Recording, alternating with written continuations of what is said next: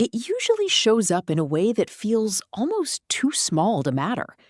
You do the same little routine you've done 100 times. Maybe it's opening the curtains. Maybe it's changing into daytime clothes. Maybe it's the same walk to the changing table, the same silly phrase, the same order of tiny things. And somehow, your baby seems different, calmer, softer, more cooperative, sometimes even happier. You notice it especially on the days when the routine gets skipped. Suddenly, your baby seems fussier, harder to settle, more unsettled for reasons you can't explain. And that creates a question a lot of parents quietly carry. Wait, does my baby actually like doing the same thing every day? Because from an adult perspective, routines can sound boring, repetitive, mechanical, but babies often seem to react in the opposite way. Not every baby, not every day, but many parents notice something surprising. Their baby seems more comfortable when familiar parts of the day happen in familiar ways. So what is happening? Do babies really prefer routines? Do they somehow recognize what comes next? Or are parents just noticing patterns that aren't there? The answer turns out to be more interesting than babies like schedules.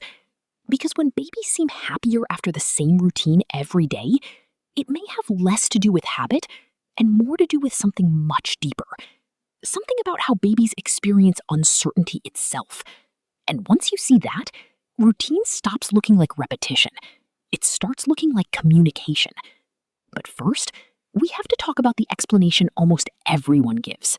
The common explanation sounds simple. Babies are happier because routines help them sleep better. And while sleep and predictability absolutely matter, that answer only explains part of the picture. Because parents notice this effect outside of sleep all the time. The same diaper change order, the same song before getting dressed, the same way you pick them up after a nap, the same little sequence before leaving the house. Sometimes babies seem calmer before anything physical has even happened. And this is where most parents get confused, because it can start to feel like babies want strict schedules. But routines and schedules are not the same thing. A schedule says this happens at this exact time. A routine says when this happens, it usually unfolds in a familiar way. That difference matters. Organizations like the American Academy of Pediatrics encourage healthy routines in infancy, but not because babies need military precision. The goal is consistency and responsiveness, not forcing babies into clocks they are not ready for.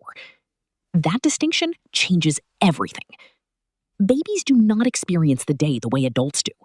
They are not checking time. They are experiencing transitions, from asleep to awake, from warm arms to changing tables, from feeding to play, from stimulation to rest. And transitions are hard when your nervous system is brand new. What looks like my baby loves routines may actually be my baby feels safer when they can predict the shape of what happens next. That is a very different idea. And once researchers started looking more closely at regulation and predictability in infancy, the story became much deeper. One of the strangest things about early infancy is this. Babies cannot control very much. They cannot move where they want. They cannot ask questions. They cannot understand explanations. Their world mostly happens to them. Which means one of the most powerful experiences available to a baby is not excitement. It is predictability. Research and developmental guidance consistently point toward the idea that repeated, familiar patterns help young children build expectations about their environment and support emotional regulation over time. But that does not mean babies are sitting there thinking, yes, our established morning routine. It is more basic than that. Their body starts learning sequences. First this, then that, then this. And eventually, something remarkable happens. Their nervous system starts preparing before the next thing arrives. That tiny preparation matters. Imagine being carried to the changing table. If every diaper change feels totally unpredictable, your body stays on alert. But if diaper changes usually happen with the same voice, same rhythm, same gentle movements, your body begins recognizing the pattern. Not consciously, but physically. The same idea appears across infant development research. Babies gradually build expectations through repeated experiences and caregiver responses. That predictability does something powerful. It reduces the amount of energy needed to figure out what is happening. And that frees energy for other things: looking, playing, watching, connecting. So when parents say, "My baby seems happier after we started doing the same routine," they may not be seeing obedience. They may be seeing relief. But the deepest part of this behavior is still ahead. Because routines do something even more emotional than creating predictability. Here is the part people do not talk about enough. Routines are not only patterns, they are relationships. Think about your baby's favorite tiny ritual. Maybe you always smile before picking them up. Maybe you always narrate diaper changes. Maybe bedtime starts with the same words. Maybe mornings begin with opening the curtains together. To adults, those moments can feel invisible. To babies, they may become emotional landmarks. Because routine is not just repetition of actions, it is repetition of experience. Researchers and pediatric guidance often describe early caregiving as helping babies build regulation through repeated responsive interactions. Not rigid perfection, but dependable experiences. That means your baby may not be thinking, "We do bath time at 7. But they may be learning, "When this happens, I know what it feels like." That feeling matters. Because young babies rely heavily on caregivers to help organize emotion, stimulation, and transitions. And routine can become one of those organizing tools.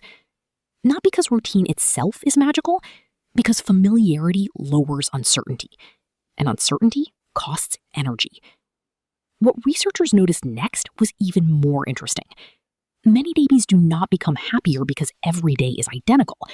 They become happier because the important moments feel understandable.